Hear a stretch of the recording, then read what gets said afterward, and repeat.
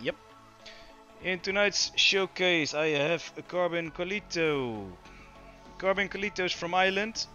He's a very skilled player with a lot of knowledge. On his YouTube channel, you can find ship guides, ship reviews, and replays.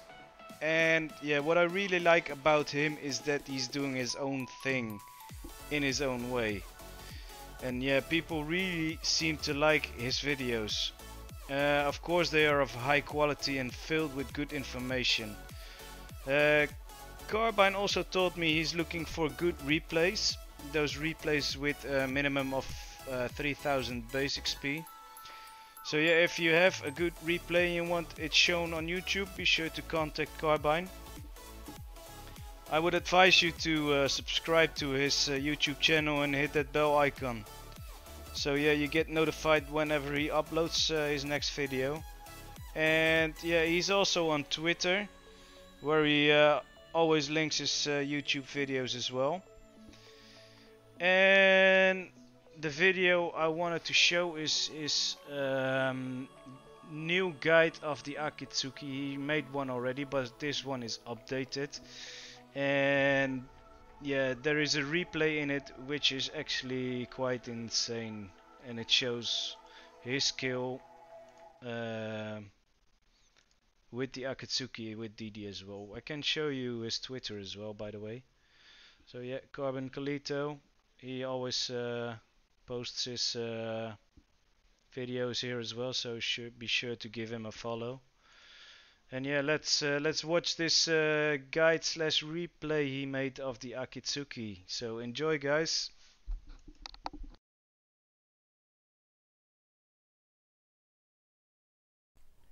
Hello and welcome once again everyone.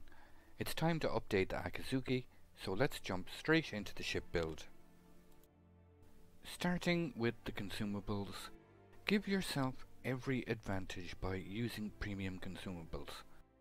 The extra smoke is particularly useful considering the current CV heavy meta right now.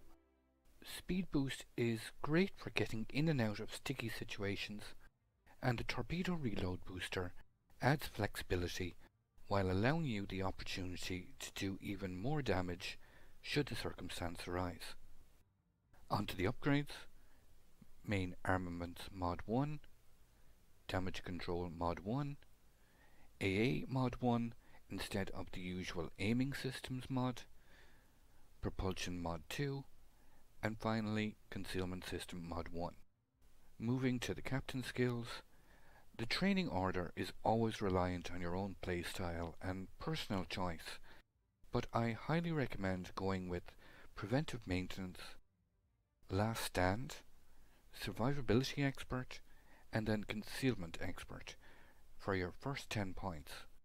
The remaining 9 points then on IFHE, Adrenaline Rush, and finally Demolition Expert. Akatsuki is a gunboat after all. Let's see what this captain build and upgrades mean to your final ship stats. Survivability, we get 23,200 hit points. Our main artillery consists of 4 dual 100mm turrets, 2 in the front and 2 in the back, with a very fast 3-second reload speed and 12.5 kilometers in range.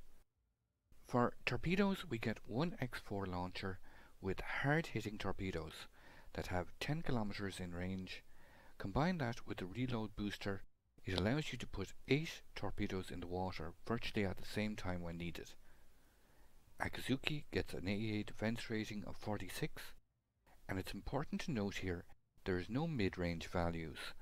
Its strength is in the long-range AA, which operates from 1.9 kilometers to 5.8 kilometers, which will dictate how we operate it. Akatsuki's maneuverability includes a base speed of 33 knots, a turning circle of 730 meters, and a rudder shift time of 5.6 seconds. Our concealment rating of 95 means Akatsuki will be detected at 6.1 kilometers by other ships and spotted from the air by planes from 2.9 kilometers. Just a quick reminder, I'm uploading content regularly to YouTube, so if you want to keep in touch, just follow the on-screen instructions. Playing any kind of destroyer in the current CV meta is proving to be a daunting experience, and it doesn't get any tougher than being bottom tier facing a top tier Super Unicum Odin Mortis division, which includes the dreaded Midway and its HE bombs. These guys are pretty good, and they don't mess around. Wargaming have only just announced changes to come, including delays at the start of games to carriers launching planes, reduced plane speed, and changes to dive bombers' interaction with destroyers. So there may be a glimmer of hope on the horizon, but for the foreseeable future, this is the challenge that faces the committed destroyer players among us. The good news in this game is the enemy team is devoid of any radar, unless the enemy Minotaur is running the radar consumable. But I figure this to be unlikely as he is in the division with a CV, so smoke would seem to be his more likely option. I've been adjusting my AA sectors here to match any turn I may have to make suddenly. I've got to say, I'm not a big fan of this AA system whatsoever. A destroyer has so much information to process, never mind to be constantly adjusting anti-aircraft. What especially annoys me is the fact that reinforcing a sector automatically turns on the anti-aircraft, requiring you to turn it off again manually. All extra clicks simply in the act of preparing for an attack, and failure to do so will lead to you being spotted early, making it even easier for the carrier to successfully land a strike on target. I've been watching the minimap closely, and my friendly Fletcher has already been attacked by the enemy Midway's attack planes, while my own team's carrier has deployed fighters on the northern edge of the sea capture point, telling me there are no ships in close proximity. The A-cap is already being capped by the enemy, so one of the enemy destroyers is there. The Fletcher's misfortune in attracting the carrier's attention is my opportunity to take the C-cap relatively unopposed. The enemy Minotaur was briefly spotted there, and he has smoked up, so now we can 100% say there is no threat of radar on the enemy team. I'm just going to continue to cap here. Our Fletcher has smoked up as well. I'm going to use this opportunity to push up and try and torpedo the enemy Minotaur from the side, and our Fletcher has made the classic mistake of sitting broadside in his smoke, and he has died to the Kagero's torps. Now, while this may seem a little risky, I assume the enemy Minotaur is angled towards the B-cap, so I'm hoping to launch a spread of torps that will hopefully hit his broadside. The enemy Kagero is spotted there in the middle. He seems to be moving towards me. I am in quite a risky position, but I'm just going to quickly try and get these torps off. Pop the reload booster, get the second set away, quickly turn and start angling away back towards my own fleet. The Akazuki is a bit slow when turning. Enemy Mino is still sitting in that smoke spamming shells. Almost completed the turn. Still no sign of enemy planes. Okay, Kagero has been spotted and detected. Gonna open fire quickly. Kagero is smoking up, so at least I know he's not running the torpedo reload booster. I immediately come under fire from the enemy Mino, but I am angled away. I'm just gonna pile on this pressure on the Kagero. Okay, enemy dive bombers coming in. I'm gonna have to rapidly smoke up here. This is a hold your breath moment, hoping for good RNG. I am angled away from the Mino, which mitigates most of his damage. I do take a healthy hit from the Midway's dive bombers. My engine is knocked out. Just gonna put some fire on the Mino as he's retreating. I do expect the Mino to have torpedoed this smoke. Just going to reverse up to the top end. Put some fire on this enemy battleship. I've got about 20 seconds left on repairs. I don't want to use my damage control, I just want to keep it up and ready just in case. There's the torps from the enemy Mino. Keep fire on this enemy battleship for as long as possible. The line is burning, but any additional fire I can start will be helpful in forcing them away. My engine is already repaired. Okay, it's time to get mobile again. I do have about 20 seconds left on my smoke screen, but I don't want to stay here until it runs out. Midway's torpedo planes have been spotted. Just going to knock off my AA before I leave the smoke. He does seem to be moving south to attack our Richelieu, and this is another brief window of opportunity where I can push in to the B cap. He's definitely attacking our Richelieu. He's launched his first strike.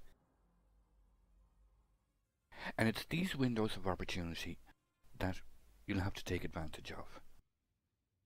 These moments where the enemy aircraft carrier is focused on eliminating another target. It's going to take me just under a minute to capture this point. He still has a strike left on the Richelieu. You can see on the minimap. He's got his last strike going in now. Barring any encounter now with the enemy Kagero, who is significantly damaged and I sense will be reluctant to push forward after our last encounter. 30 seconds left. I do expect fully the enemy Midway to be reacting to the fact that this point is being captured. Down to 15 seconds. Here come the enemy attack planes. Make sure the anti-aircraft is turned off. I am detected by the planes. Get moving. He's unable to launch his attack. We managed to get the capture point. Turn off the AA again. Immediately come under fire from the enemy Mino, who's in a smoke back up there. Just knock out my steering and disables one of my guns. I'm able to kite away. Fly the torps from the Kagero, who is still lurking there in the middle of the map. I'm just going to circle away and rejoin the defensive aura of my combined cruisers anti-aircraft fire here. Knock on the anti-aircraft, help defend my friendly Henri, who has been quite effective so far in helping me secure this capture point. Managed to get in and out of that point for the minimal loss of damage, which always helps. Enemy Zhao gets taken out by our Yamato, who is terribly overextended on our right flank. Now that was a moment of incredible good fortune. The Zhao in his final salvo. He may have been aiming at the Moskva, but the shell straddled both sides of my ship, so I'm very fortunate to get away without taking any damage there. We have established cap control, and now the ball is firmly in the enemy's court. Each side has taken 3 ships losses, and now it's a question of evaluating and assessing our next move. What will the enemy do to try and rectify this situation? Because as the game stands, we may be a few points behind, but we are in the process now of taking the A cap, and with all 3 capture points under our control, games can end very, very quickly indeed. So the onus is fully on the enemy to make a move. And that move would seem to be on the right flank. And our Yamato and our carrier are pushing into an extremely vulnerable position. And right on cue, our Yamato goes down. He was completely overextended on that right flank. And even though our carrier tried to save him by dropping fighters on over his position, he just got completely overwhelmed. Our carrier now is in a similar situation. He is totally exposed and he is perma-spotted. I can see now by the flow of incoming fire on him, he's probably not long for this world. So we're going to have to try and relocate over here as quickly as possible and do whatever we can to try and prevent him going down. Quickly turn on AA to help my Henri and force away these dive bombers. Turn off my AA again.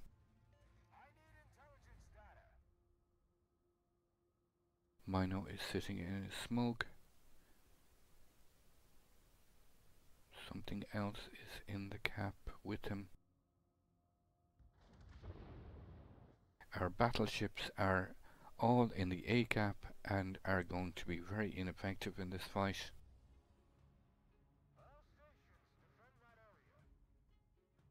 The enemy is capping C. Our carrier has taken a lot of damage. Enemy Hindenburg is spotted. Enemy Minotaur is also in the cap. He is in his smoke screen up there. This is the sort of situation that the Akazuki feels quite strong when you have groups of enemies pushing into its position. I'm just trying to get the team to focus fire on the Hindenburg and drop some torps on that Minotaur smoke. I do expect the Hindenburg to angle into our cruisers, so I'm just going to drop them there in a position in front. If he does commit, which he does seem to be committing, yeah, he will go down here, so I'm just going to add my own fire, and the Moskva takes out the Hindenburg. The enemy Mino is spotted. He's drifted forward out of his smoke, which would seem to be a mistake on his part. He gets dropped by our carrier. I'm just going to push an additional fire while I can. The island blocks out my line of sight. And we managed to land one of our torpedoes and take out the enemy Mino. And that's pretty huge. That's as he was one of the better players and part of that OM division. So we've got the first kill of the game. We've got 57,000 damage. It might not seem spectacular, but we've had a major influence in creating cap control, and now the remainder of this fight is going to be fought in terms that give us the advantage. I have a number of battleships here in front of us, and the carrier was briefly spotted there. The enemy Midway is tucked in on the right hand side behind the island. There he's spotted again. I'm just going to try and get some torps off on this battleship and move into position and keep this Midway spotted for the moment. He is under fire from our cruisers behind me. I'm just going to push up a little bit as long as I can remain unspotted. The enemy Kagero has been killed by the Conqueror, so there is no threat of torpedoes from enemy destroyer anymore. Now I had hoped, with the presence of my friendly dive bombers, that the Midway would have remained spotted. He is immediately coming in to drop my smoke. You do get a torp hit on the battleship. Switch to AP, put some extra pressure on him. Switch to the Midway. Seems to be reversing. I'm going to keep moving backwards and forwards in this smoke to keep this enemy Midway guessing. He is constantly dropping me in the smoke. He did manage to land a decent hit on me there. Whenever you get the opportunity to shoot at a carrier, always attempt to hit the side and avoid the deck armor, because your AP will just simply bounce onto the deck armor. A good aiming point is about halfway between the water line and the flight deck. Midway is sending in another wave of dive bombers. Open up quickly on the Amagi. Just going to stop shooting for the moment. Get some torps off on this Amagi. The carrier is constantly trying to drop me in the smoke, and by not firing there for a moment while he was overhead, it makes it harder for him to get a lock on my position. He's circling around. I'm going to quickly open fire. My smoke is virtually about run out. Time to get moving now quickly. Desperately try and finish off this Midway before he gets another strike on me. Okay, the Midway goes down. It's quickly time to angle away. Of course, I instantly get set on fire. I did manage to get a torp hit there. I cannot repair this fire until this first wave of planes have attacked.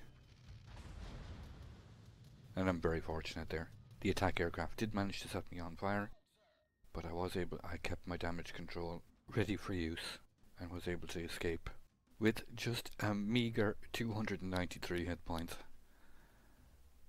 But we're very close to victory now. We've got 965 points. Just going to rotate around to get a firing line on these battleships once again. I am very close to their secondary ranges, so I'm just going to smoke up as soon as I get line of sight. Try and put down some additional damage before the end of the game.